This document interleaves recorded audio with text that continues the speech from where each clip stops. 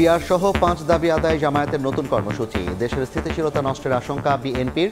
গণতান্ত্রিক উত্তরণে বাধা তৈরির চেষ্টা দেখছেন নেতারা।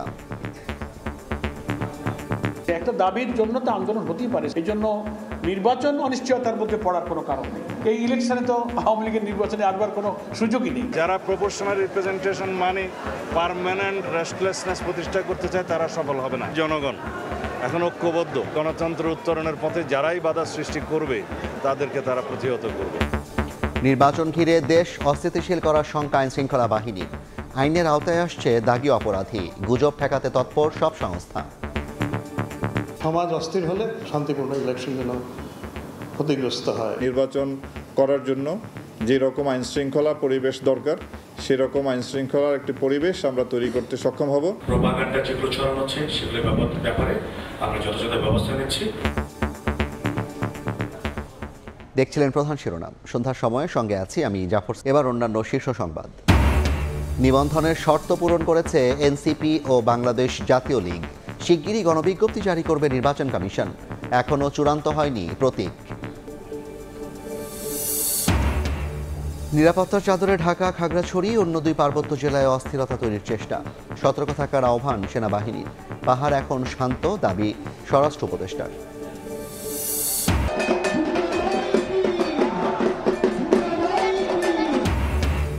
শারদীয় দুর্গোৎসবের মহাষ্টমীতে কুমারী পূজায় নারী শক্তির বন্দনা। ঢাকের বাজনা, শঙ্খের সুরে দেবীর আরাধনা। মণ্ডপে মণ্ডপে ভক্তদের অঞ্জলি।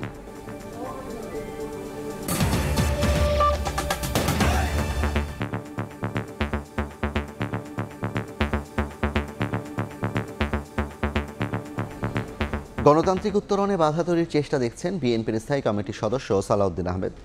দেশি বিদেশি যে কোনো ষড়যন্ত্র জনগণ প্রতিরোধ করবে বলেও হুঁশিয়ারি তার।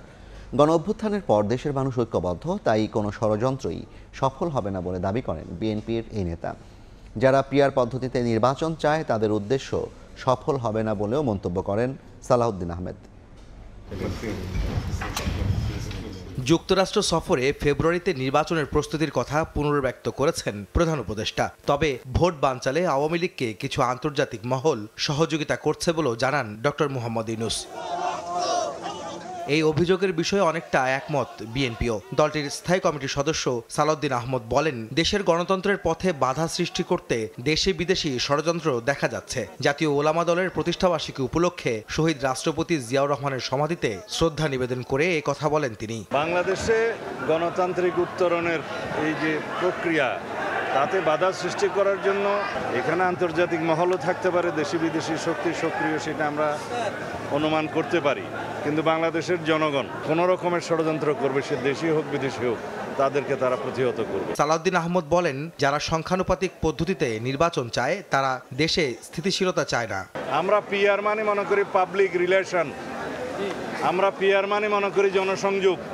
এখন সবাই জনসংযোগে আছে, সেই পিআর আমরা বিশ্বাস করি। যারা প্রপোর্শনাল রিপ্রেজেন্টেশন মানে পার্মানেন্ট রেস্টলেসনেস প্রতিষ্ঠা করতে চায় তারা সফল হবে না। এদিন দুপুরে ঢাকা বিশ্ববিদ্যালয়ে জগন্নাথ হল পূজা মণ্ডপ পরিদর্শন করে বিএনপির সিনিয়র যুগ্ম মহাসচিব রুহুল কবির রিজভী আহমেদ বলেন, সকল নাশকতাকারী চক্রান্ত ভেসে যাচ্ছে। বাংলাদেশকে কখনো কারো উপনিবেশ বানাতে দেওয়া হবে না বলেও সাফ জানান বিএনপি নেতারা। আহমেদ সালেহিন, সময় সংবাদ, ঢাকা। পিআর পদ্ধতিতে নির্বাচন, জুলাই সনদের আইনি ভিত্তি সহ 5 দাবিতে 11 দিনের কর্মসূচি ঘোষণা করেছে জামায়াত। দুপুরে মগবাজারে কেন্দ্রীয় কার্যালয়ে সংবাদ সম্মেলনে দলটির সেক্রেটারি জেনারেল বলেন, পিআর পদ্ধতিতে ভোট হলে আওয়ামী লীগ পুনর্বাসনের অভিযোগ অপ্রাসঙ্গিক। একই দাবিতে কর্মসূচি ঘোষণা করেছে ইসলামী আন্দোলনও। জুলাই অভ্যুত্থানের পর থেকেই মৌলিক সংস্কার সাপেক্ষে জাতীয় সংসদ নির্বাচনের দাবি করে আসছে বাংলাদেশ জামায়াতে ইসলামী। এরই অংশ হিসেবে দেশের বেশ কয়েকটি ইসলামী দল কর্মসূচিও পালন করে। মঙ্গলবার রাজধানীর মগবাজারে সংবাদ সম্মেলন করেন জামায়াতে ইসলামীর সেক্রেটারি জেনারেল মিয়া গোলাম পরোয়ার। বলেন, জুলাই জাতীয় সনদ ও পিআর পদ্ধতির ভিত্তিতে হতে হবে ফেব্রুয়ারির নির্বাচন। দাবি আদায়ে 11 দিনের কর্মসূচি ঘোষণা করে জামায়াত। বর্তমান সরকারের উচিত অবিলম্বে জনগণের 5 দফা মেনে নিয়ে জুলাই জাতীয় সনদের ভিত্তিতে আগামী ফেব্রুয়ারিতে ত্রয়োদশ জাতীয় সংসদ নির্বাচনের আয়োজন করা। সরকার যদি জনগণের যৌক্তিক দাবি উপেক্ষা করে তাহলে দেশের জনগণ তাদের ন্যায্য দাবি আদায়ের জন্যে রাজপথে আন্দোলন অব্যাহত রাখতে বাধ্য হবে। আন্দোলন চলমান থাকলেও 15 ফেব্রুয়ারিতে নির্বাচন চায় জামায়াত। আওয়ামী লীগের নির্বাচনে অংশগ্রহণের সুযোগ না থাকায় পিআরে ভোট হলে স্বৈরাচার পুনর্বাসনের দাবি অপ্রাসঙ্গিক বলেও জানান পরোয়ার। আওয়ামী লীগের যেহেতু আপনারা জানেন গণমাধ্যম কর্মী হিসেবে যে এই নির্বাচনে অংশগ্রহণের সুযোগ তো তাদের নেই। তাদের ব্যাপারে সরকারের যে রাষ্ট্রীয় ঘোষণা তাদের রাজনৈতিক কার্যক্রমকে নিষিদ্ধ করার পরে ইলেকশন কমিশন আবার ব্যাখ্যা দিয়েছে যে তারা এই ঘোষণার কারণে নির্বাচনে অংশ নিতে পারবে না। এই দিন একই রকম দাবিতে কর্মসূচি ঘোষণা করে ইসলামী আন্দোলন বাংলাদেশ। 10 অক্টোবর ঢাকায় ও বিভাগীয় শহরে গণমিছিল, 12 অক্টোবর জেলা প্রশাসকের কাছে স্মারকলিপি পেশ। জুলাই সনদ বাস্তবায়নের উপর জোর দিয়ে মাঠে থাকার ঘোষণা দিয়েছে ইসলামী দলগুলো। গণহত্যাকারীদের বিচার চাইছে। শাহিন আলম, সময় সংবাদ, ঢাকা। নিবন্ধনের শর্ত পূরণ করেছে জাতীয় নাগরিক পার্টি এনসিপি ও বাংলাদেশ জাতীয় লীগ। শিগগিরই এ বিষয়ে গণবিজ্ঞপ্তি জারি করবে নির্বাচন কমিশন, তবে এখনও চূড়ান্ত হয়নি প্রতীক। বিকেলে সংবাদ সম্মেলনে ইসির সিনিয়র সচিব আখতার আহমেদ জানান, এনসিপির চাওয়া শাপলা প্রতীক কমিশনের তফসিলে নেই, তাই বিকল্প প্রতীকের জন্য দলটিকে চিঠি দেওয়া হবে। সচিব জানান, বাংলাদেশ আম জনগণ পার্টি, বাংলাদেশ জনতা পার্টি এবং জাতীয় সমাজতান্ত্রিক দল জাসদ, শাহজাহান সিরাজ অংশ এই 3টি দলের তথ্য পর্যালোচনা করছে কমিশন। আরও 9টি দলের মাঠ পর্যায়ে তদন্ত হবে। আর বাতিল হয়েছে 7টি দলের আবেদন। 143টি দলের আবেদনের প্রেক্ষিতে প্রাথমিক বাছাই শেষে 22টি দলের মাঠ পর্যায়ে তদন্ত শুরু করে ইসি।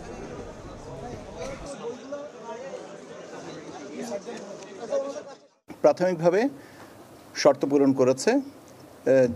একটা হচ্ছে জাতীয় নাগরিক পার্টি, আর একটা হচ্ছে বাংলাদেশ জাতীয় লীগ। এই পর্যায়ে আমরা পত্রিকায় বিজ্ঞপ্তি দিব যে তাদের ব্যাপারে কোনো ওজোর আপত্তি আছে কিনা। নাগরিক পার্টির চিঠিটা পাওয়ার পরে ওনাদের যে প্রতীকটা আমাদেরকে বলবেন, সেই প্রতীক উল্লেখ করে আমরা তাদের নামে বিজ্ঞপ্তিটা দিব। বাংলাদেশ জাতীয় লীগের ব্যাপারটা ঠিক আছে, তারা একটা প্রতীকের কথা বলেছেন, সেটা ঠিক আছে।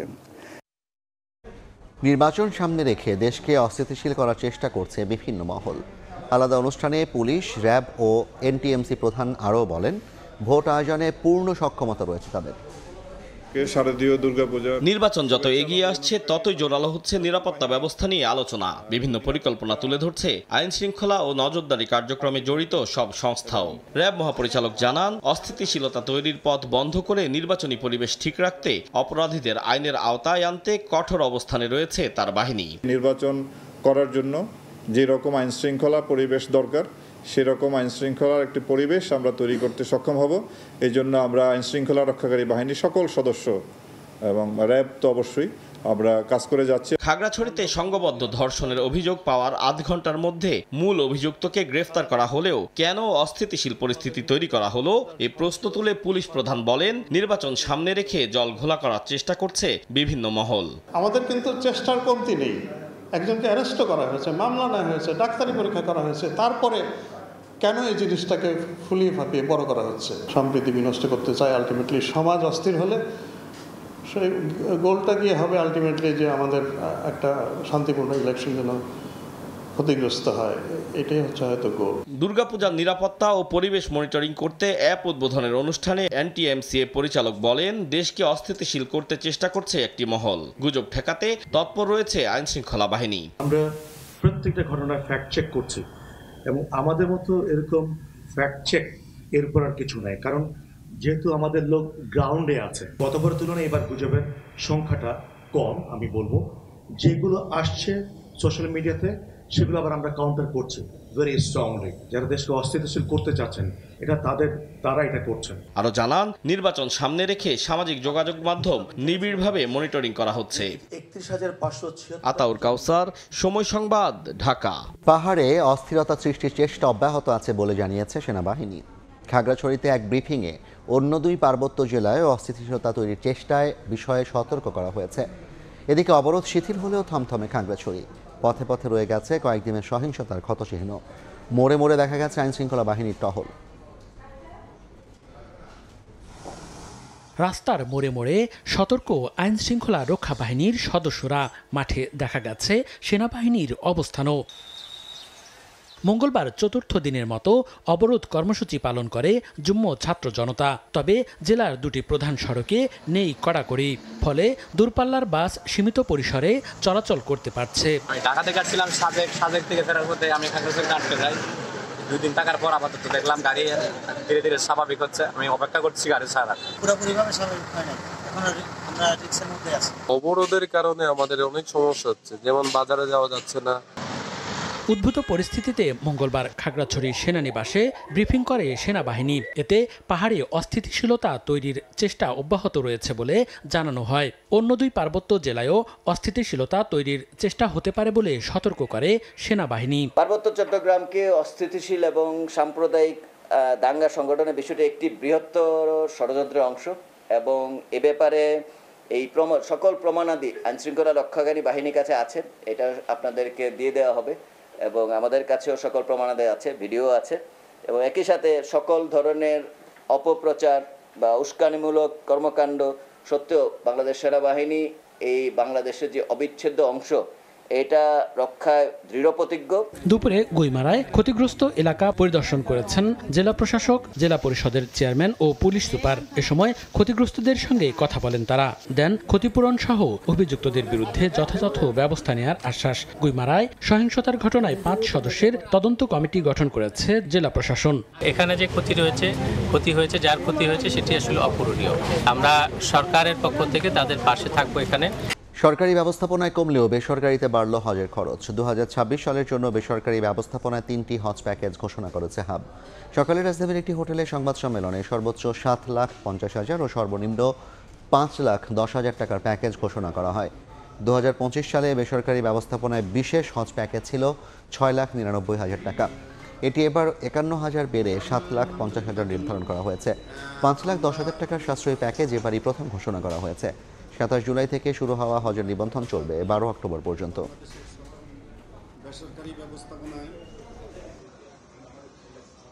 বিশেষ হজ প্যাকেজ যার সর্বমোট মূল্য 7,50,000 টাকা, সাধারণ হজ প্যাকেজ যার সর্বমোট মূল্য 5,50,000 টাকা, সাশ্রয়ী হজ প্যাকেজ যার সর্বমোট মূল্য 5,10,000 টাকা নির্ধারণ করা হয়েছে। উল্লেখ্য, সরকারি ব্যবস্থাপনায় হজ যাত্রীদের খাবার খরচ প্যাকেজের বহির্ভূত থাকলেও বেসরকারি ব্যবস্থাপনায় উন্নত সার্ভিস নিশ্চিত করার লক্ষ্যে খাবারের মূল্য প্রতিটি প্যাকেজে অন্তর্ভুক্ত। শারদীয় দুর্গোৎসবের মহাঅষ্টমীতে কুমারী পূজার আয়োজনে সামিল হন সনাতন ধর্মের নানা বয়সী মানুষ। দুর্গাপূজার আরও খবর জানাতে এই মুহূর্তে বনানীতে আছেন সহকর্মী তাসনিয়া নিশাত মিম। সরাসরি যাচ্ছি তার কাছে। মিম, দিনের ভাগে পূজা অর্চনার পর সন্ধ্যা নামতেই কিন্তু আলোর এক উৎসবে পরিণত হয়েছে বনানী পূজা মণ্ডপের চারপাশ। আমরা যেটি দেখছি যে বেলা গড়িয়ে সন্ধ্যা নামার সাথে সাথেই কিন্তু ভক্ত দর্শনার্থী দ্বারা কানায় কানায় কিন্তু পরিপূর্ণ বনানীর এ পূজা মণ্ডপটি। এবং আমরা যেটি দেখলাম যে কিছুক্ষণ আগেই কিন্তু চলেছে মহামায়ার আরতি, অর্থাৎ পুরোহিত দেবী দুর্গাকে উদ্দেশ্য করে যে সন্ধ্যা আরতিটি করে থাকেন সেই পর্বই কিন্তু চলেছে কিছুক্ষণ আগে। এবং ঢাকের আওয়াজ এবং ধূপ এবং আগরবাতির গন্ধে কিন্তু তখন মোহিত ছিল চারপাশ। এবং আমরা যেমনটি জানি আজ কিন্তু পূজার তৃতীয় দিন, অর্থাৎ অষ্টমী চলছে। অর্থাৎ এই অষ্টমীর দিন সাধারণত ভক্ত দর্শনার্থীরা দেবী দুর্গার চরণে অশুভকে নাশের প্রার্থনা করে থাকেন এবং তারা যেটি প্রত্যাশা করছেন যে দেবী দুর্গা তাদের সকল ধরনের প্রত্যাশাকে পূরণ করবেন এবং সকল ধরনের যে অশুভ শক্তি, যে বিভেদ, হিংসা, ভেদাভেদ এখনও পৃথিবীতে বিদ্যমান রয়েছে, দেবী দুর্গা সেই বিষয়গুলোকে, সেই বিভক্তিগুলোকে দূর করবেন, এমনটি কিন্তু প্রত্যাশা করছেন এখানে উপস্থিত ভক্ত দর্শনার্থীরা। এবং আমরা যেটি এখানে এসে জানতে পেরেছি যে কিছুক্ষণের মধ্যেই কিন্তু র্যাবের মহাপরিচালক অর্থাৎ অতিরিক্ত আইজিপি AKM শহীদুর রহমান তিনি কিন্তু বনানীর এই পূজা মণ্ডপটি পরিদর্শন করবেন এবং তিনি আইন শৃঙ্খলা রক্ষার বিষয়ে, আইন শৃঙ্খলা পরিস্থিতির বিষয়ে একটি ব্রিফিং করবেন। এছাড়াও তিনি এখান থেকে যাবেন খামারবাড়ি পূজা মণ্ডপ পরিদর্শন করতে। তো সব কিছু মিলে এখানের পূজা মণ্ডপে যেটি দেখছি যে মহাসমারোহে চলছে আজকের অষ্টমীর পূজার অনুষ্ঠান। তো বনানী পূজা মণ্ডপ থেকে এই ছিল আমার কাছে সর্বশেষ। সরাসরি যুক্ত ছিলাম বনানী পূজা মণ্ডপ থেকে। গাজায় যুদ্ধ বন্ধে ওয়াশিংটনের দেয়া ২০ দফা শান্তি চুক্তি পরিকল্পনায় সম্মতি জানিয়েছেন ইসরায়েলের প্রধানমন্ত্রী নেতানিয়াহু। হোয়াইট হাউসে সংবাদ সম্মেলনে বিষয়টি জানান মার্কিন প্রেসিডেন্ট। পরিকল্পনা অনুযায়ী উপত্যকাটির অন্তর্বর্তী সরকার প্রধান হবেন ডোনাল্ড ট্রাম্প। হামাস এই প্রস্তাবে রাজি না হলে গাজায় অভিযান চালিয়ে যাওয়ার হুঁশিয়ারি দিয়েছেন নেতানিয়াহু। পরিকল্পনাটি গুরুত্বের সঙ্গে পর্যালোচনা করছে হামাসও, তবে একে প্রহসন হিসেবে দেখছে গাজার সাধারণ মানুষ। এদিকে মার্কিন প্রেসিডেন্টের শান্তি পরিকল্পনাকে স্বাগত জানিয়েছে ইউরোপ ও মধ্যপ্রাচ্যের বিভিন্ন দেশ। এই পরিকল্পনা বাস্তবায়নে উভয় পক্ষকে আহ্বান জানিয়েছে কানাডা, অস্ট্রেলিয়া, ইতালি, ফ্রান্স সহ অনেক দেশ। দুদকের তদন্তে নাম আসা 15 ক্লাব আসন্ন বিসিবি নির্বাচনে অংশ নিতে পারবে না, আজ সিদ্ধান্ত জানান হাইকোর্ট। দুদকের পর্যবেক্ষণের কারণে বাংলাদেশ ক্রিকেট বোর্ড নির্বাচনের খসড়া ভোটার তালিকায় রাখা হয়নি 15 ক্লাবকে। কাউন্সিলর তালিকায় না রাখায় বিসিবির নির্বাচন কমিশনের কাছে অভিযোগ করেন ক্লাব কর্তারা। অভিযোগের ভিত্তিতে শেষ পর্যন্ত 15টি ক্লাবের কাউন্সিলরশিপ ফেরত দেওয়া হয়। চূড়ান্ত কাউন্সিলর তালিকা প্রকাশের মাধ্যমে বিষয়টি নিশ্চিত করে কমিশন। এরপর মনোনয়ন গ্রহণ ও বাছাই প্রক্রিয়াও সম্পন্ন হয়েছে। তবে আজ হাইকোর্টে এক রিট হলে 15 ক্লাবকে নির্বাচন থেকে বাদ দেওয়া হয়েছে।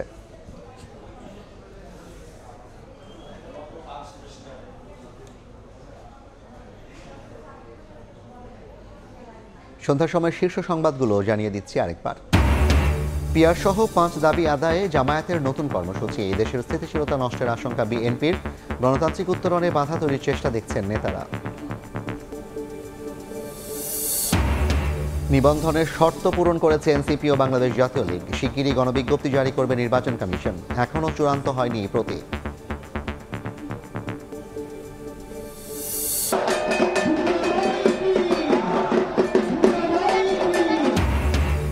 শারদীয় দুর্গোৎসবের মহাষ্টমীতে কুমারী পূজায় নারী শক্তির বন্দনা। ঢাকের বাজনা শঙ্খের সুরে দেবীর আরাধনা। মণ্ডপে মণ্ডপে ভক্তদের অঞ্জলি।